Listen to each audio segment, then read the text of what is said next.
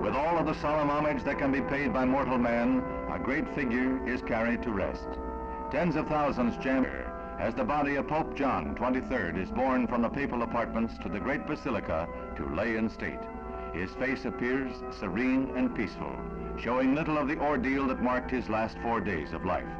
Rarely in history has a man been so mourned by all races, by all sects. But then rarely has a man so captured the hearts and minds of men as had Pope John XXIII, 260th successor to St. Peter.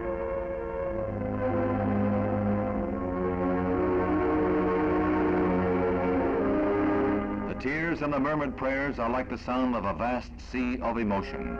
Those who mourn hold in their breasts the comforting knowledge that no pope in modern history has left behind such a legacy as John XXIII. The Ecumenical Council, his encyclicals on peace, his hand outstretched to other faiths. All of the magnificence of the pontifical court has been marshaled for this sorrowful page of history. The Swiss guards, the papal gendarmes, the palatine and noble guards walk with the chamberlains, the princes, and the penitentiaries. The great and the humble are one in their grief.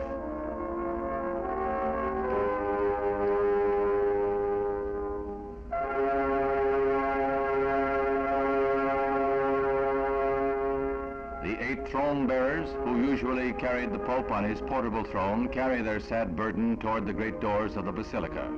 Here he is to lay in state for 2 days, and then entombed beneath St. Peter's.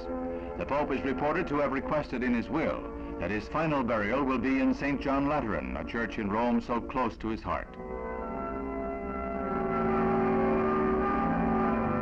Before the catafalque is borne into St. Peter's, it is turned. Tradition calls for the body of a pope to be carried into the Basilica head first.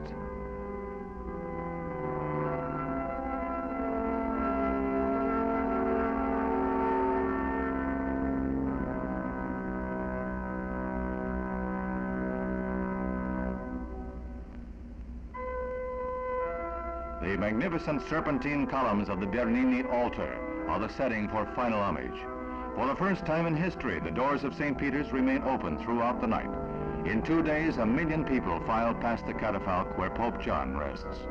Even as he is mourned, the College of Cardinals prepares to elect a successor to rule over 500 million Catholics. It will be the first new Pope's decision as to whether or not the Ecumenical Council continues, and he will take up the burden of the papacy lifted from the shoulders of Pope John by death. Here in truth passes greatness. May his soul rest in peace.